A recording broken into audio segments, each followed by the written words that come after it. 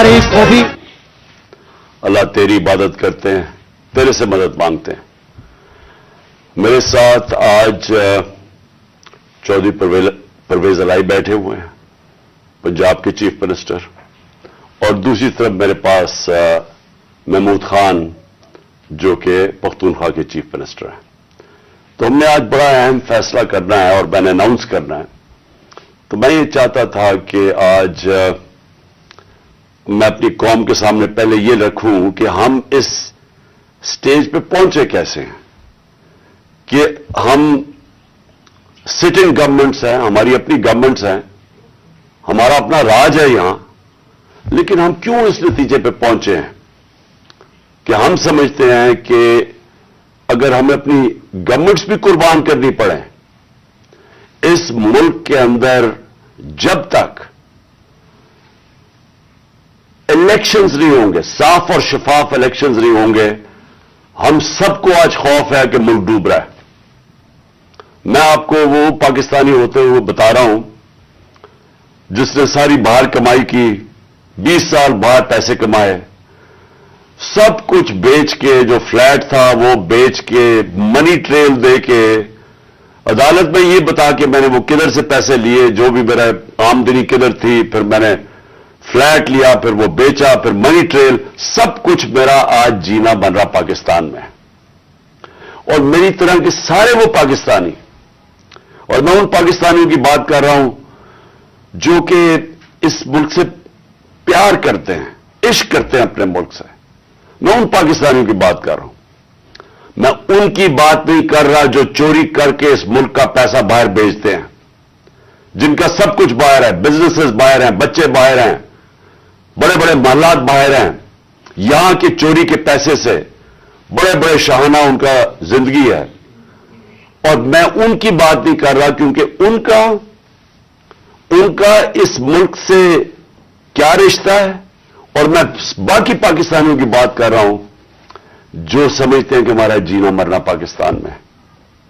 और मैं उन पाकिस्तानी में से हूं जिसको पूरा मौका था कि 20-25 साल बाहर मैंने क्रिकेट खेलता था, मेरी शादी भी वहां की, मैं वो पासपोर्ट ले सकता था, बरतानिया का पासपोर्ट ले सकता था, लेकिन ये मेरे कभी ज़हन में ये चीज नहीं आई कि मेरा पाकिस्तान के अलावा कोई और घर है। तो मैं आज वो पाकिस्तानी आज बात कर रहा है कि मुझे पहली दफा मुझे खौफ आ रहा है कि ये जो चोरों का टोला ऊपर बिठाया गया है, ये मुल्क को तबाही की तरफ लेके जा रहा है। मैं आज कोई पाकिस्तान के बिजनेसमैन से पूछ ले, कोई इंडस्ट्रियल से पूछ ले, पाकिस्तान के किसानों से पूछे, पाकिस्तान के मजदूर से पूछे, जिसकी आज आमदनी और उसका जो खर्चा है उसमें अब कोई बैलेंस ही नहीं रहा। 50 साल के बाद सबसे ज्यादा महंगाई हुई है आज पाकिस्तान में। आज हमारी इंडस्ट्री बंद हो रही है, वो इंडस्ट्री जो हमारे दौर में बड़ी मुश्किलों से तीसरे और चौथे साल में हमने मेहनत करके इंसेंटिव्स दे के इंडस्ट्री बढ़ाई, जो कि हमारे आखिरी महीने में 26% इंडस्ट्रियल ग्रोथ थी, जो टोटल इंडस्ट्री थी 10.7% पे लार्ज स्केल मैन्युफैक्चरिंग पाकिस्तान में ग्रो कर रही थी। दौलत में इजाफा हो रहा था, हमारे टैक्सेस बढ़ रहे थे, रिकॉर्ड, क्योंकि दौलत में इजाफा हो रहा था, टैक्सेस में इजाफा हो रहा था, रिकॉर्ड टैक्सेस इकट्ठे किए, रिकॉर्ड एक्सपोर्ट्स हमने की। मुझे फख्र है कि मैंने अपने किसानों की मदद की। 4.5% पे हमारा ज़राअत के अंदर ग्रोथ हुई, इजाफा हुआ। हमारी 4 फसलें 2 साल रिकॉर्ड फसलें हुई पाकिस्तान में, तो हमने किसानों की मदद की। आज वो सारा जो पाकिस्तान वहां लेके जा रहे थे, आज मुझे एक चीज बताएं, मुझे बताएं कि पाकिस्तान में किसी में बेहतरी हुई है। आज मायूसी का ये आलम है मेरे मुल्क में कि 7.5 लाख पाकिस्तानी मुल्क छोड़ के चले गए हैं 7 महीने में। इनमें प्रोफेशनल्स थे, इस मुल्क ने उनके ऊपर पैसा खर्च किया हुआ था, डॉक्टर्स थे, प्रोफेशनल्स थे, इंजीनियर्स थे, स्किल्ड वर्कर, जो तनख्वाह जो स्किल्ड वर्कर होता है, 7.5 लाख लोग मुल्क को छोड़ के चले गए मायूसी में। आज ये आलम है, इस मुल्क को आज इधर हम ले आए हैं कि डाकू राज ऊपर बैठ गया। 30 साल से जो लोग लूट रहे थे उनको आके ऊपर बैठा दिया। मेरा सवाल सबसे पहले यह है कि जब ये मुल्क तरक्की कर रहा था, हमने पहले साल यही छोड़ के गए थे, यही शहबाज शरीफ और नवाज शरीफ इस मुल्क का जब दिवालिया निकाल के गए थे 2018 में, उस पाकिस्तान को हमने पहले संभाला। फिर 2 साल कोरोना के बावजूद जो सारी दुनिया के अंदर अजाब आया हुआ था, सारी दुनिया की मायशत तबाह हुई। आप अमेरिका का हाल देखें, बरतानिया का देखें, जर्मनी का देखें, हमारे से वो मुल्क जिनके इदारे हमारे से बहुत बेहतर थे, हिंदुस्तान का हाल देखें, उसके अंदर पाकिस्तान वो मुल्क था जो दुनिया के टॉप 3 मुल्कों में से हमने वो भी संभाला। हमारी मायशत भी ऊपर गई, हमारी इंडस्ट्री भी ऊपर गई, हमने बेरोजगार होने से लोगों को बचाया, हमने इंडस्ट्रीज को पैसा दिया, इंसेंटिव्स दिए, हमने कंस्ट्रक्शन इंडस्ट्री की मदद की ताकि रोजगार मिले लोगों को।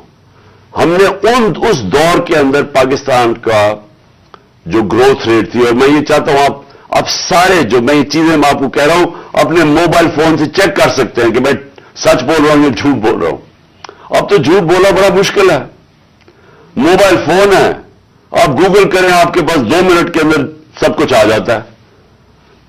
तो ये 17 साल के बाद पाकिस्तान की जो दौलत में इजाफा हुआ था वो 5,000 या 7% था हमारे तीसरे साल कोरोना के बावजूद, और 6% था हमारे चौथे साल।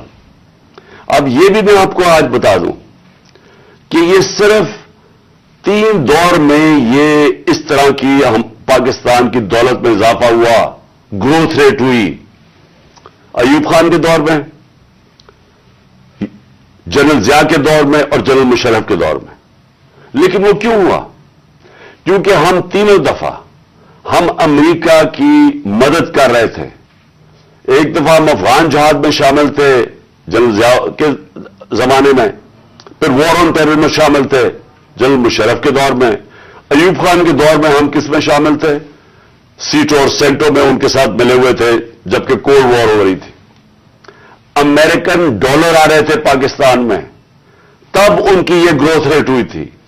हम, और मुझे फख्र है इस चीज का कि उसके बावजूद कि हमारे पास कोई अमेरिकन डॉलर्स नहीं आ रहे थे, हमने अपनी इकोनॉमी को उठाया, और ये जो 17 साल के बाद बेहतरीन हमारी इकोनॉमी उठ रही थी। तो मेरा आज सवाल यह है, कौन जिम्मेदार था इस रिजीम चेंज का? आप सारे मेरी आज बात गौर से सुनें। जब आपकी मायशत बढ़ रही थी, क्या वजह थी कि इस गवर्नमेंट को गिरा के और इन चोरों के टोलों के ऊपर बिठाया गया? कौन इसका जिम्मेदार था? कौन जवाब देगा कि आज वो इकोनॉमी जो हमारी ऊपर जा रही थी, उसकी जगह आज पाकिस्तान के वो हालात हैं जो बाहर की दुनिया कह रही है। भूलें जो पाकिस्तान के अंदर लोग क्या कह रहे हैं। जो बाहर की दुनिया वो कह रही है कि पाकिस्तान को अगर कर्जे देंगे तो वो कर्जे वापस करने का जो डिफॉल्ट रेट है वो 100% है। जब हम थे इक़्तिदार में तो 5% था।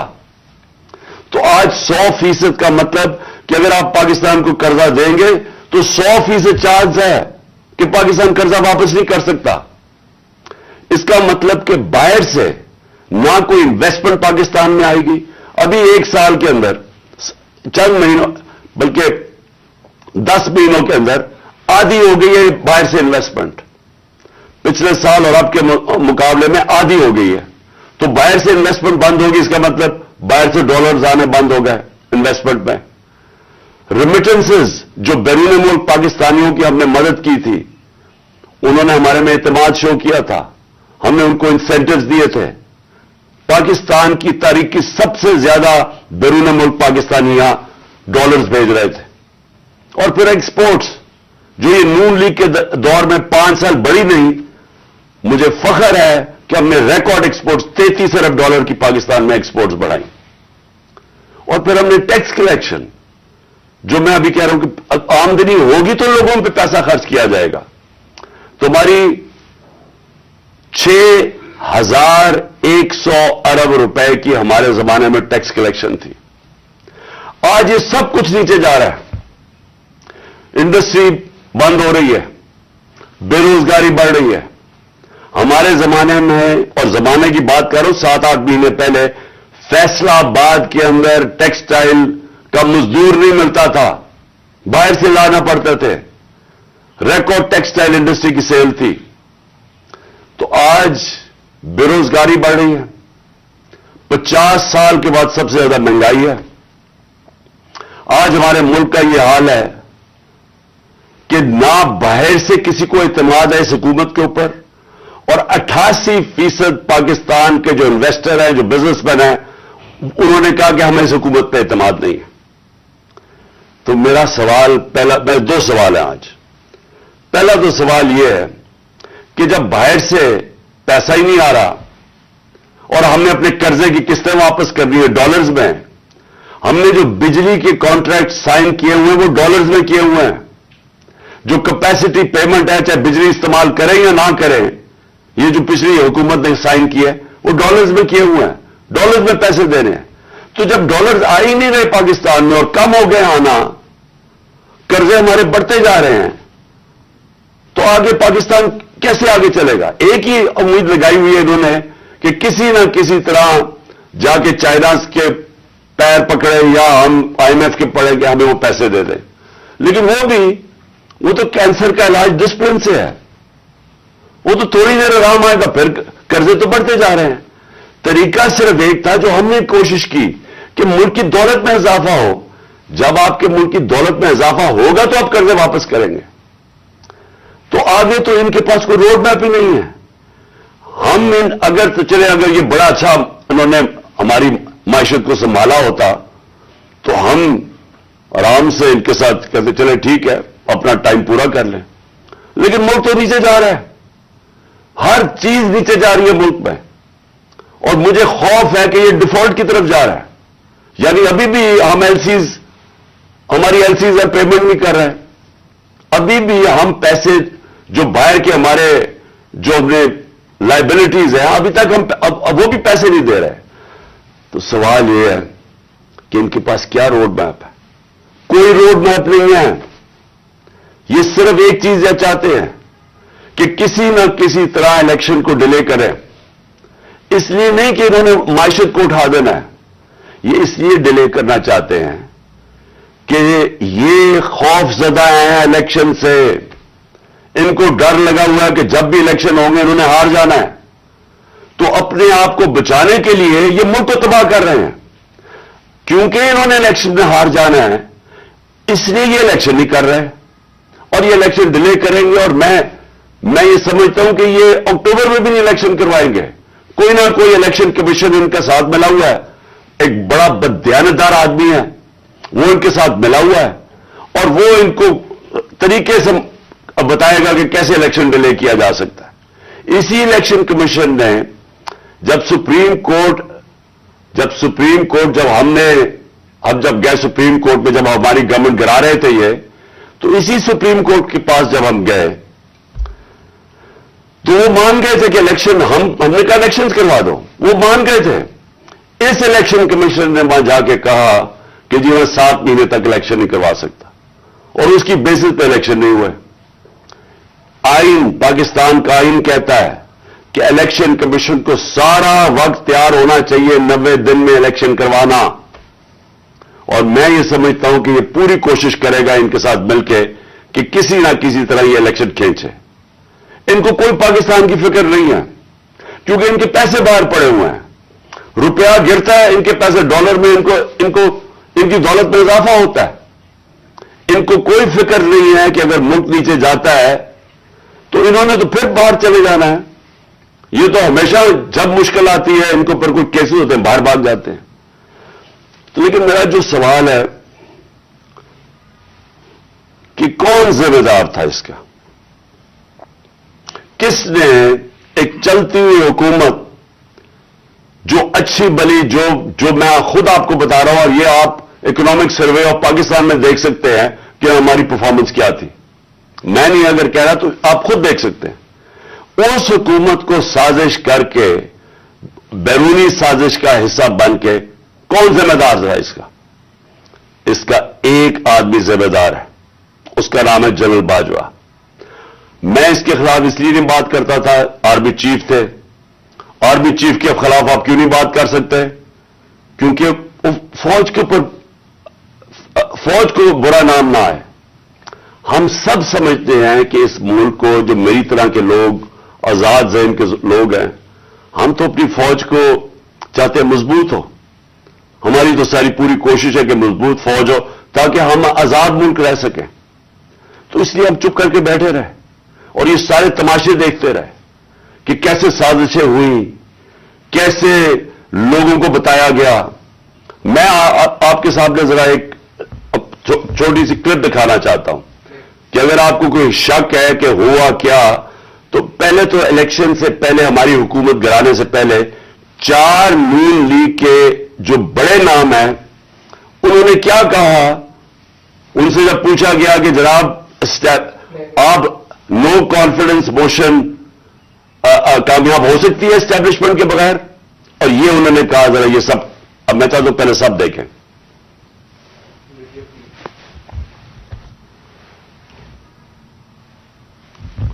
اور ہم چاہتے ہیں کہ اگلی حکومت کا فیصلہ پاکستان کی عوام سے.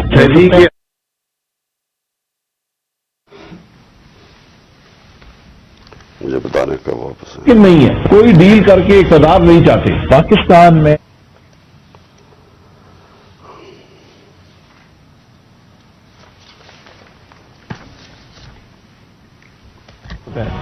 جب بھی عدم اعتماد کی ہوتے ہیں تو یقیناً ڈیل کا نتیجہ. اسٹیبلشمنٹ کے بغیر عدم اعتماد کی تحریک کو کامیاب نہیں کیا جا سکتا، کیونکہ اسٹیبلشمنٹ بھی ایک تیسری قوت کے طور پہ یا چوتھی قوت کے طور پہ پارلیمنٹ میں یعنی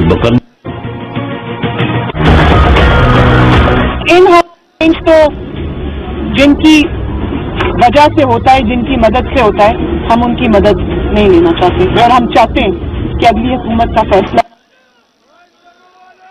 انہوں نے کل کیا کہا ذرا پہلے یہ بھی سن لیں دوسرا کلپ، تاکہ آپ کو پتا چل جائے کہ ہوا کیا اس ملک کے ساتھ.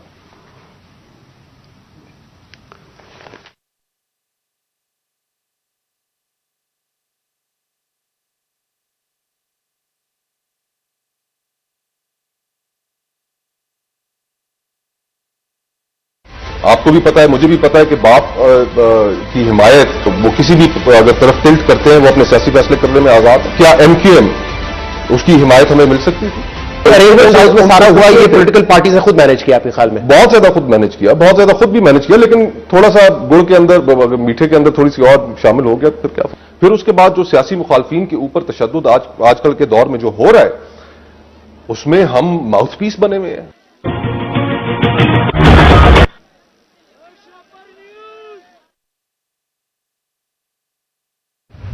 کہ یہ جو ساری سازش ہوئی تھی اس میں ہم کسی کو آپ نے وہ جب فیٹف کی لیجسلیشن تھی تو وہ خود کہہ رہے ہوں ہمیں وہ اپوزیشن والے کہ یہ تو جناب یہ بیٹھ کے انہوں نے آپ کی آشیرواد ملی تھی، اس کے بعد آپ نے وہ این آر او کے یہ جو امینڈمنٹ تھی نیب کی جو اب ہو گئی یہ تو تب ہونے کے چکر میں تھے، تب ہم کھڑے تھے.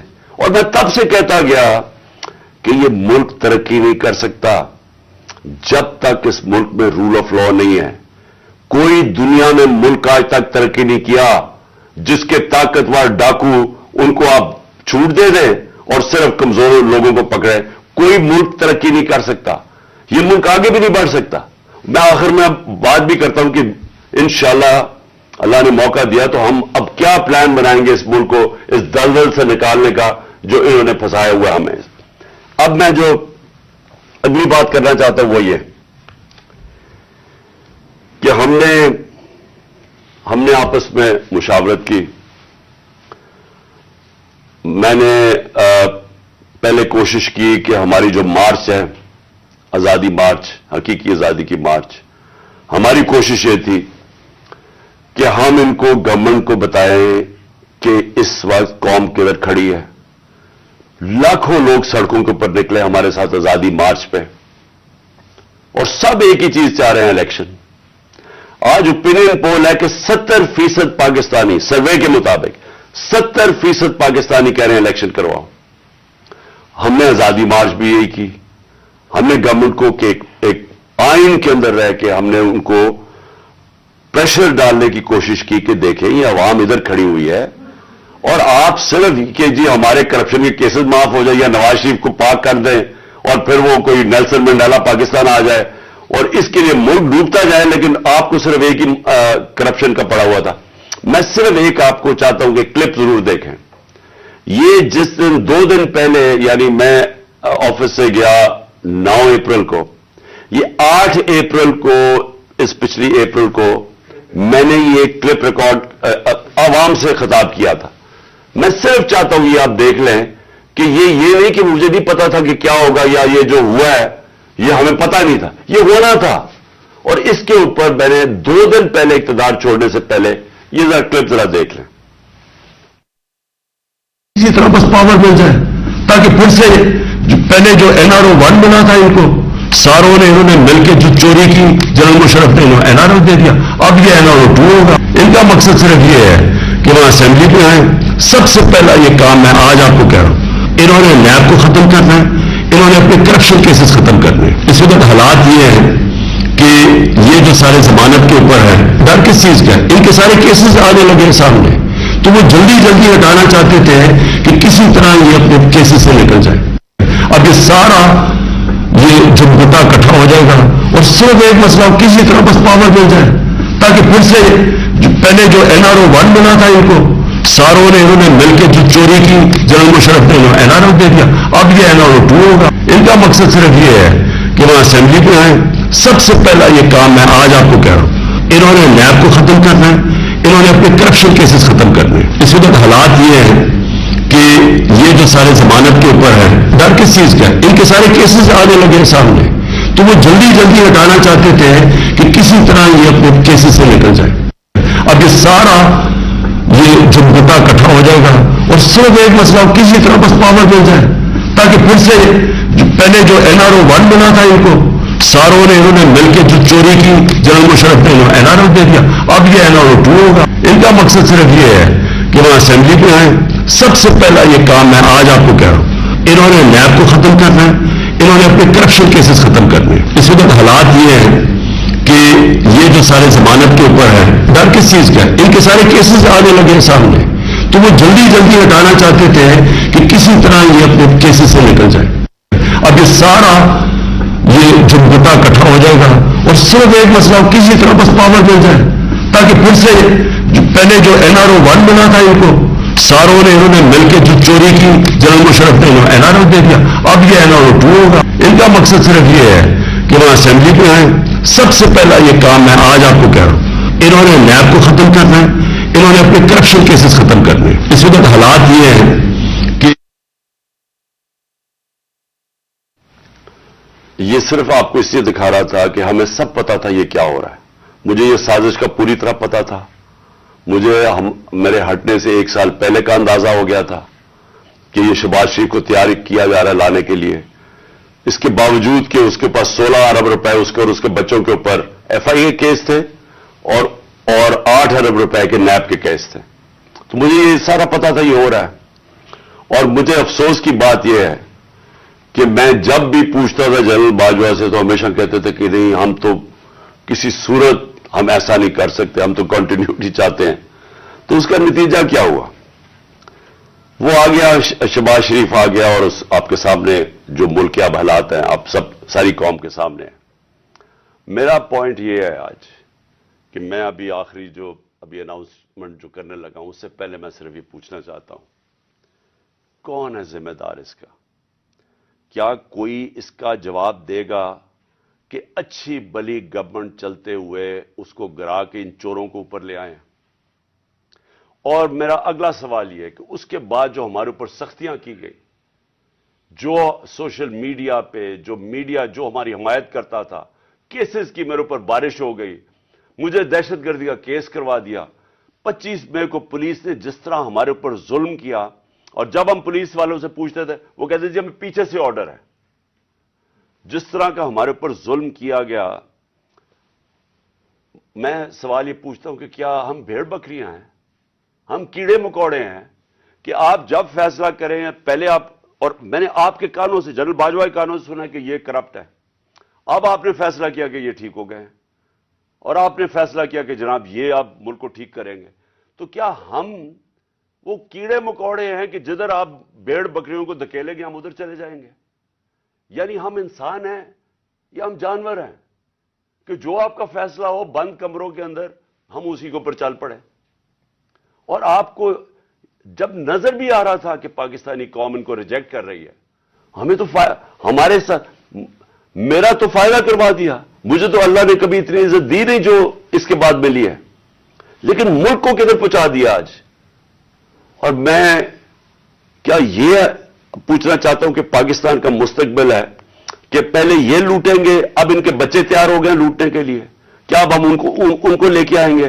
اور اگر ہم ان کے خلاف جائیں گے اور ہم ان کو ریزسٹ کریں گے تو ہمیں پھیٹا لگایا جائے گا، ہمارے پر کیسز کیے جائیں گے، ہمیں ڈرایا جائے گا. مجھے ابھی بھی کہہ رہے ہیں کہ جی آپ اگر یہ آپ نے گورنمنٹ چھوڑ دی تو آپ کے اوپر بڑا ظلم ہوگا، آپ کی پروٹیکشن چلی جائے گی. جب میں جا رہا تھا، میں آج اپنی قوم کو بتانا چاہتا ہوں کہ جب میں جا رہا تھا مارچ کے اوپر، سب کو، میرے ارد گرد بھی لوگوں کو پتا ہے، میں نے سب کو کہا تھا کہ اس میں واردات ہوگی، میرے خلاف میری جان کو خطرہ ہے. میں نے ٹی وی کے اوپر جا کے اس سے پہلے بتایا تھا کہ یہ دینی انتہا پسند کے نام پہ مجھے قتل کریں گے. ہر روز جب میں مارچ پہ جاتا تھا اور میں بشرا بیگم کو خدا حافظ کہتا تھا، میں تو ان کو سلام کرتا ہوں کہ ان کو پتا ہوتے ہوئے کہ میری جان خطرے میں تھی، اس کے باوجود وہ مجھے کہتی تھی کہ نہیں جاؤ، یہ جہاد ہے، یہ اللہ کے لیے آپ کام کر رہے ہیں. کوئی اپنی زندگی خطرے میں نہیں ڈالتا پیسے کے لیے یا اقتدار کے لیے، کوئی زندگی خطرے میں نہیں ڈالتا. جہاد کے لیے جب آپ اللہ کے لیے کام کر رہے ہیں تب آپ پتا ہوتے ہوئے کہ اب زندگی خطرے میں، اس کے باوجود جاتا تھا میں. اور میں جیسے ٹھیک ہوں گا انشاءاللہ، جیسے میں چلنے کا قابل ہوں گا میں پھر نکلوں گا باہر، کیونکہ یہ اللہ کا کام ہے. اپنی قوم کو حقیقی طور پہ آزاد کرنا یہ اللہ کا حکم ہے. ہمیں ظلم اور ناانصافی کے ساتھ سامنے کھڑا ہونا یہ اوپر والے کا حکم ہے، اس کو وہ جہاد کہتا ہے. امر بالمعروف پہ چلنا، کہ جب آپ دیکھ رہے ہیں سارے چوروں کا ٹولہ اوپر بیٹھ گیا ہے اور آپ چپ کر کے بیٹھے رہے بھیڑ بکریوں کی طرح، یہ آپ قرآن کا جو اللہ کا حکم ہے اس کے خلاف جا رہے ہیں. تو میرے لیے تو یہ جہاد ہے، تو میں نے تو یہ رکنا نہیں ہے. اور میں اپنی ساری قوم کو آج کہہ رہا ہوں، میں نوجوانوں آپ کو کہہ رہا ہوں، یہ کبھی نہ سوچے جو یہ 7.5 لاکھ ہمارے لوگ ملک چھوڑ کے گئے ہیں. مجھے افسوس ہے کہ دیکھیں آسان راستہ ہے. میرے لیے کیا آسان زندگی تھی. میں کرکٹ کے بعد کچھ بھی نہ کرتا، تھوڑی سی کرکٹ کے اوپر بات چیت کرتا ہوں. اللہ نے مقام اتنا دیا ہوا ہے میں کروڑ روپیہ کما سکتا ہوں. مجھے تو کچھ کرنے کی ضرورت نہیں تھی. لیکن اللہ نے ہمیں کسی مقصد کے لیے پیدا کیا ہے. جانور آتے ہیں، بچے پیدا کرتے ہیں، کھا پی کے مر جاتے ہیں. تو انسان بھی اگر اس کو اب سمجھ ہی نہ آئے کہ اللہ نے ہمیں کسی مقصد کے لیے پیدا کیا ہے تو اس میں جانوروں میں کیا فرق رہ جاتا ہے. وہ جب قرآن کی آیت ہے کہ جب انسان فرشتے سے بھی اوپر چلا جاتا ہے لیکن گرتا ہے تو جانور سے بھی نیچے چلا جاتا ہے. تو میں اپنی ساری قوم کو کہہ رہا ہوں کہ دیکھیں ہمارے سامنے اب 2 راستے ہیں. ہم ان چوروں کے ٹولوں کو مان لیں تو ہم اپنی تباہی کر رہے ہیں. اس ملک کا کوئی مستقبل نہیں ہے. ایک ہی راستہ ہے کہ اب جدوجہد کریں. میں وہاں جب گیا پنڈی پہنچا اور میں اس وقت بڑی تکلیف میں تھا، میں یہ بھی آپ کو بتا دوں کیونکہ مجھے ڈاکٹرز نے کہا تھا ابھی نہیں آپ ٹریول کر سکتے. میں گیا اس کے باوجود صرف اپنے لوگوں کو کھڑا کرنے کے لیے کہ دیکھیں یہ پاکستان کے لیے ایک فیصلہ کن وقت ہے، اس کو ضائع نہ ہونے دیں. قوم میں بیداری آ گئی ہے، اور میں وہاں 2 میں چیزیں کر سکتا تھا. ہم وہاں دھرنا بھی دے سکتے تھے، لاکھوں لوگ تھے. ہم وہاں اسلام آباد کے اوپر بھی جا سکتے تھے، اتنے لوگ تھے. ہم اسلام آباد میں خون خرابہ ہونا تھا وہاں، اور کئی دفعہ لوگ چاہتے ہیں کہ خون خرابہ ہو، لاشیں گریں، تاکہ وہ جناب وہ ان کی تحریک اور اٹھ جائے. میں یہ نہیں چاہتا تھا. میں نے ساری سٹرگل آئین اور قانون کے بیچ میں ہے. میں کبھی اس سے باہر نہیں نکلا، اور میں نے اس لیے فیصلہ کیا کہ بجائے ہم وہاں جائیں اور توڑ پھوڑ ہو اور تباہی ہو، میں نے فیصلہ یہ کیا کہ ہم جو 2 اسمبلی اب قربان کرتے ہیں اپنی 2 اسمبلیوں کو، ہم قربان کرتے ہیں اپنے ملک کے لیے، اور اس لیے کرتے ہیں کہ ان کو جب 66% پاکستان میں الیکشن ہوگا، جب ہم ان 2 اسمبلیوں سے نکلیں گے، جو میں بھی بتانے لگا ہوں کب نکلیں گے. 66% پاکستان میں الیکشن ہوگا. تو عقل تو یہ کہتی ہے کہ آپ جنرل الیکشن کروا دیں، لیکن میں پھر سے کہتا ہوں یہ خوف زدہ ہیں، الیکشن ہارنے سے ڈرے ہوئے ہیں. ان کا کوئی پاکستان کا مقصد نہیں کہ پاکستان اوپر جا رہا ہے یا نیچے جا رہا ہے. ان کا مقصد ایک ہے، کیسے اپنا چوری کا پیسہ بچانا ہے انہوں نے، اور اس لیے یہ الیکشن نہیں کروائیں گے. اور اسی لیے ہم نے فیصلہ کیا کہ ہم الیکشن کروائیں گے. اور میں نے اپنے سارے وکیلوں سے پوچھ لیا ہے، یہ کوشش بھی کریں گے الیکشن کمیشن کے ذریعے کہ یہ کسی طرح ڈیلے ہو جائے.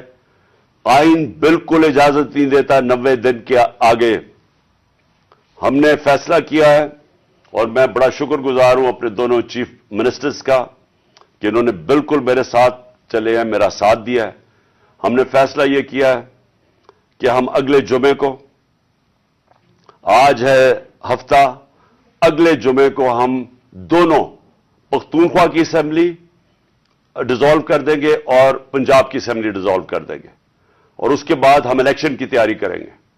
اور اس کے بعد ہماری جو 100 غالباً 23 سیٹیں ہیں اس وقت نیشنل اسمبلی میں، ہم وہاں جا کے نیشنل اسمبلی میں جا کے اسپیکر کے سامنے ہم وہاں کھڑے ہو کے کہیں گے کہ ہمارے ریزگنیشن ایکسپٹ کرو.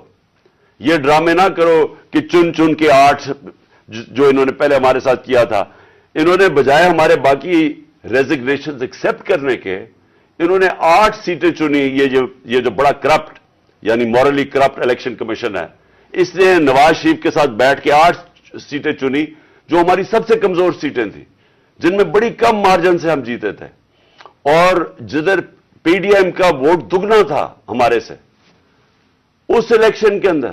اب یہ عوام دیکھیں کدھر آج ایک باشعور عوام ہے، بیداری آئی ہوئی ہے ہماری قوم میں. پتہ ہوتے ہوئے کہ میں نے اسمبلی میں نہیں، میں 8 سیٹوں پہ لڑا، پتہ ہوتے ہوئے کہ میں نے اسمبلی میں نہیں جانا، اس کے باوجود میری قوم نے مجھے سارے 8 کی 8 سیٹوں پہ جتایا، 7 سیٹوں پہ جتایا. اور ایک جو کراچی کے اندر سیٹ تھی، ذرا وہاں دیکھ لے، وہ الیکشن کمیشن کو وہ دھاندلی نہیں نظر آئے گی جس طرح انہوں نے پوری اسٹیٹ مشینری استعمال کی اور ووٹ باہر پھینک دیا، جو ہر بار استعمال کرتا ہے. تو ہم نے یہ فیصلہ کر لیا. میں اپنی قوم کو آخر میں صرف یہ کہنا چاہتا ہوں کہ دیکھیں، مایوسی گناہ ہے. آپ مایوس ہو کے گھر بیٹھ جائیں، یا آپ باہر ٹکٹ لے کے کسی اور ملک میں چلے جائیں اور کوئی نوکری مل جائے، یہ میری نظر میں یہ ایک انسان اپنی جو ڈیوٹی ہے معاشرے کو، اس سے بھاگتا ہے. اصل آپ سب کی ڈیوٹی یہ ہے کہ ہم اب کھڑے ہوں اور ہم ان چوروں کا اور اس کرپٹ نظام کا مقابلہ کریں، اور ہم کریں الیکشن کے ذریعے، اور الیکشن کے ذریعے ان کو سبق سکھائیں آئین اور قانون کے بیچ میں رہتے ہوئے. میں نہیں چاہتا کہ یہ سری لنکا جیسا سچویشن ہو کہ لوگ سڑکوں کے اوپر آ جائیں اور توڑ پھوڑ ہو. میں چاہتا ہوں کہ ہم الیکشن کے ذریعے ان کو شکست دیں، اور ان کو ایسی شکست دیں کہ یہ ہمیشہ کے لیے ان چوروں کا نام و نشان یہاں سے چلا جائے. اور وہ تب ہوگا جب آپ سب اس کو اپنی ذمہ داری لے کے نکلیں گے. اور میں آپ کو آخر میں یہ کہنا چاہتا ہوں کہ مایوسی جو ہے، میں 3.5 سال گورنمنٹ میں رہا، اس کے باوجود کہ بینکرپٹ گورنمنٹ میں لی، اس کے باوجود کہ ہمارے پاس تجربہ ہی نہیں تھا بالکل. ہم پہلی دفعہ گورنمنٹ میں آئے تھے، ایک کے بعد دوسرا کرائسس تھا. صدی میں ایک دفعہ کرونا جیسا کرائسس آتا ہے، وہ اوپر سے آ گیا، 2 سال وہ رہا. اس کے باوجود پاکستان میں किसी गवर्नमेंट ने जिस तरह मैंने कहा कि जो मिलिट्री डिक्टेटर्स को तो अमेरिकन डॉलर्स मिले, हमें तो कोई डॉलर्स नहीं मिले। सबसे बेहतरीन हमारी इकोनॉमिक परफॉर्मेंस थी। इस सब के बावजूद अब हम समझ गए हैं, मुझे तीसरे और चौथे साल में पूरी समझ आ गई कि ये गवर्नमेंट चलती कैसे है। मैं आखिर में सिर्फ आपको ये कहना चाहता हूं, मायूस ना हो। मुल्क ये तब अब उठेगा जब बड़े और मुश्किल फैसले होंगे। ये मुश्किल फैसले इनके नहीं कि कीमतें बढ़ाते जाओ और कहो जी मुश्किल फैसला है। मुश्किल फैसले का मतलब मुल्क के इदारों को रीस्ट्रक्चर करें, इस मुल्क के अंदर इंसाफ कायम करें, रूल ऑफ लॉ कायम करें। अगर अल्लाह भारी अक्सरियत देता है तो तब आप ये सब कुछ कर सकते हैं। इस मुल्क में इस्लाहात कर सकते हैं, इदारे ठीक कर सकते हैं। जो गवर्नमेंट कैसे चलती है, इतनी बड़ी हमने गवर्नमेंट बना दी है और वो हमें आगे निकलने नहीं देती। हर जगह रुकावटें बन गई हुई है और वो हमने काफी चेंज भी किया। एक्सपोर्ट्स बढ़ानी है, हमने रिकॉर्ड एक्सपोर्ट्स बढ़ाई। कैसे हमने एक्सपोर्ट्स बढ़ानी है उसका हमने प्लान बनाया हुआ है। स्मॉल और मीडियम इंडस्ट्री को कैसे खड़ा करना है, जो असल रोजगार देती है और दौलत में इजाफा होता है। अपनी एग्रीकल्चर जो ज़राअत है, हमने चाइना से बात कर चुके थे कि नई टेक्नोलॉजी हम लेके आए। बदकिस्मती से कोरोना की वजह से 2 साल चाइना बंद हो गया। वो जो नई टेक्नोलॉजी से हमने सिर्फ अपनी, अगर हम वो छोड़े कि जो चाइना के अंदर वो पैदावार लेते हैं 1 एकड़ से, हम अगर अपनी दुगनी कर लें तो अब ये समझे कि पाकिस्तान के अंदर एक इनकलाब आ जाएगा। सो मैं आखिर में ये कहना चाहता हूं कि कोई मायूस होने की कोई जरूरत नहीं है। ये टूरिज्म में ही हम इतना पैसा बना सकते हैं और वो भी बदकिस्मती से कोरोना की वजह से टूरिज्म सारी दुनिया में बंद होगी। हम इस मुल्क को उठा सकते हैं, लेकिन वो गवर्नमेंट उठाएगी जिसके पास एक मैंडेट हो, जिसके पास अवाम की ताकत हो। और इस अल्लाह के बाद इस मुल्क के जो वारिस है वो अवाम है और कोई नहीं। अवाम इस मुल्क की वारिस है और मैं उनमें आप में से हूं। हमने इस अवाम ने एक कौम बन के हमने इस मुश्किल वक्त से निकलना है। और लेकिन वो निकलेंगे तब जब इस मुल्क के अंदर साफ और शफाफ इलेक्शन हो, और उसके लिए हमारी अब जद्दोजहद जारी रहेगी। मैं आप सबका शुक्रिया